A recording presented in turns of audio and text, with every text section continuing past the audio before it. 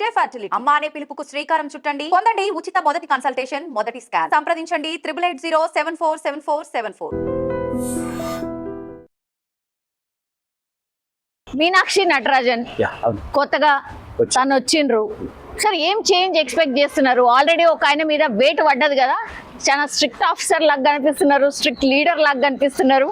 ఇప్పుడు ఆమె ఏమంటుందంటే, మనం ఒక పార్టీ ఒక డిసిషన్ తీసుకుంటే దాన్ని డిఫర్ కావద్దు. ఏమన్నా ఉంటే మీరు పార్టీలో మాట్లాడండి, అంతేగాని మనము ఏదో చేసి బయట పలసన కావద్దు అనేది ఆమెకు ఉద్దేశం.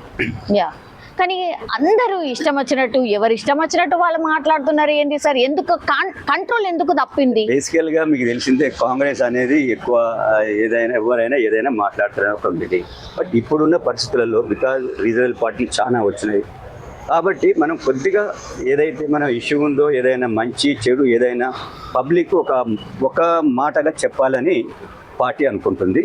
అదే ఆమె బయటికి ఎక్స్ప్రెస్ చేసింది. Yeah, okay. ఇప్పుడు మొన్న జరిగినటువంటి ఎమ్మెల్సీ ఎన్నికల్లో సార్ మొత్తం అంటే బీజేపీ హవా కనిపిస్తుంది, అసలు కాంగ్రెస్ ఏడికి పోయింది అనేది కూడా. కాంగ్రెస్ ఒకటి గెలిచింది, వాళ్ళు 2 గెలిచినారు. ఎందుకు 2 గెలిచారు? మీరు 3 గెలవాలి కదా సార్. ముందే అంటే మాకు అక్కడ ఎంపీస్ వాళ్ళు ఎక్కువ ఉన్నారు, సో వాళ్ళు అక్కడ 2 గెలిచిండ్రు, మేము 1 గెలిచింది. సాటిస్ఫైడా సార్? అంటే 50%, బట్ మేము 80% రిజల్ట్ రావాలి, 50% రిజల్ట్ వచ్చేది. Okay, all right. ఇప్పుడేమో అగైన్ ఎమ్మెల్సీస్ రాబోతున్నాయి కాబట్టి మీ పేరు వినిపిస్తుంది, మీరు ఉంటారు అని అనుకున్నాం సార్. మీరేమైనా అడిగినరా, లేకపోతే మీరు ఆ లిస్ట్లో ఉన్నారా, మీకు రాబోతోందా? నేను అంటే డెఫినెట్ అడగలేదని చెప్పా. లిస్ట్లో ఉందా లేదా అనేది నాకు తెలియదు. సీఎం గారికి మా పీసీసీ ప్రెసిడెంట్ గారు తెలుసు. అడిగినా, నేను పీసీసీ ప్రెసిడెంట్ గారిని అడిగినా, సీఎం గారిని అడిగినా, and also I requested high command also. వాళ్ళ డిసిషన్ ప్రకారం యాజ్ ఏ పార్టీ ఫంక్షనరీ నేను పోతాను. మీరు యాక్చువల్లీ అట్లనే కదా సార్, మీరు ఒక ప్రామిస్ తోనే ఈ పార్టీలోకి వచ్చినట్టున్నారు కదా. 100% నేనంటే ఉన్న పార్టీలో వాళ్ళు ఏమన్నారంటే, కాంగ్రెస్ లో ఇప్పుడు మొత్తం దేశం మొత్తము కాంగ్రెస్ అనేది స్వతంత్రం తెచ్చిన పార్టీ. కాంగ్రెస్ అనేది అందరి ప్రజల కోసం ఉన్న పార్టీ. ఇక్కడ కాంగ్రెస్లో ఏదైనా వర్గము, మతము, కులము అనేది ఉండదు. మీలాంటి అంటే మేమందరం పాతగా అందరం కాంగ్రెస్ నుండికి పోయిన వాళ్ళమే. సో మనందరం మళ్ళా రివైవ్ అయ్యి మనందరం మళ్ళీ పాతగా అందరం కలిసి పనిచేసి కాంగ్రెస్ తోటి మనము ఈ యొక్క దేశంలో కాంగ్రెస్ నిలపాలి, రాహుల్ గాంధీని ప్రైమ్ మినిస్టర్ చేయాలని చెప్పినప్పుడు నేను ఓకే అని వచ్చినాను. నాకు కూడా వాళ్ళు పార్టీ టికెట్ మల్కాజ్గిరి అని చెప్పి అన్నారు. నేను క్యాంపెయిన్ కూడా స్టార్ట్ చేశా, కానీ కొన్ని సర్కమ్స్టెన్స్లలో నాకు కాదని చెప్పి వేరే వాళ్ళకి ఇచ్చడం జరిగింది. Yeah, okay. మరి ఇప్పుడు ఎమ్మెల్యే కోట ఎమ్మెల్సీ దాంట్లో అయితే మరి మీకు ఇవ్వాలి కదా సార్, అప్పుడు అకామిడేట్ చేయలేకపోయినరు. అది మరి హైకమాండ్ అనుకోవాలి, ఏదైతే అమ్మన్నారో అనుకోవాలి. డెఫినెట్ నేను అనుకుంటున్నా, నన్ను కూడా వాళ్ళు పరిగణలోకి తీసుకుంటారని చెప్పి నేను భావిస్తున్నాను. Okay, all right sir. మన దగ్గర జనరల్లీ అయితే కులాలు, మతాలు ఇట్లాంటివి అసలు జనరల్లీ మాట్లాడము. అట్లాంటిది కొత్తగా ఇప్పుడు బీసీ, రెడ్డి, కులగణన ఇట్లా చాలా ఇష్యూస్ అయితే బయటకు వచ్చేసినాయి సార్. బీసీ వర్సెస్ రెడ్డి లాగా మారిపోయిందిగా. ఏం లేదు, కులగణన కావాలని మిగతా వాళ్ళు అంటున్నారు. వాళ్ళకి ఏంటంటే ఏదైతే రిజర్వేషన్స్ తక్కువ ఉందనో ఏదో, అవును.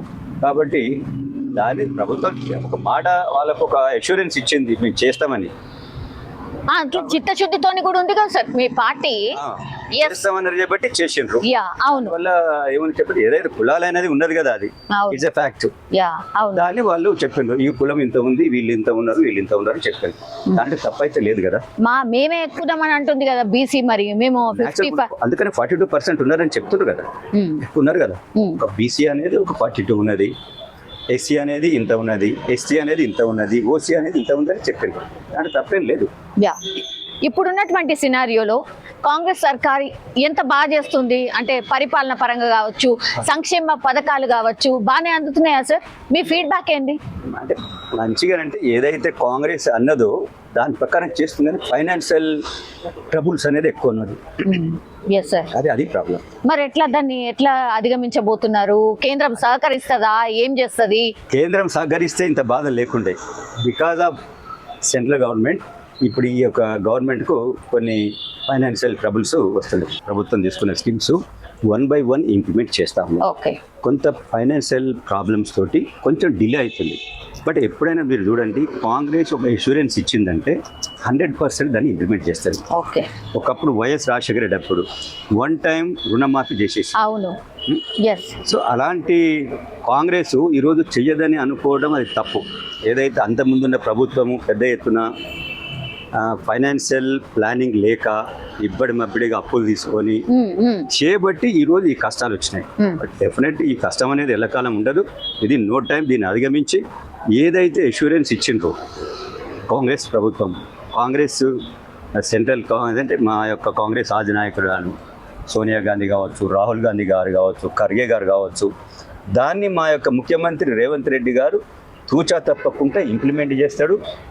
ఏవైతే స్కీమ్స్ ఉన్నాయో ప్రజలకు కావాల్సిన స్కీమ్స్ అన్నీ కూడా 100% వాటిని ఇంప్లిమెంట్ చేసి చూపిస్తారు. Yes sir. Thank you sir. Thank you so much. Thank you. మా కోసం ఈ కొద్ది టైం అయినా ఇచ్చినందుకు thank you sir. Thank you so much.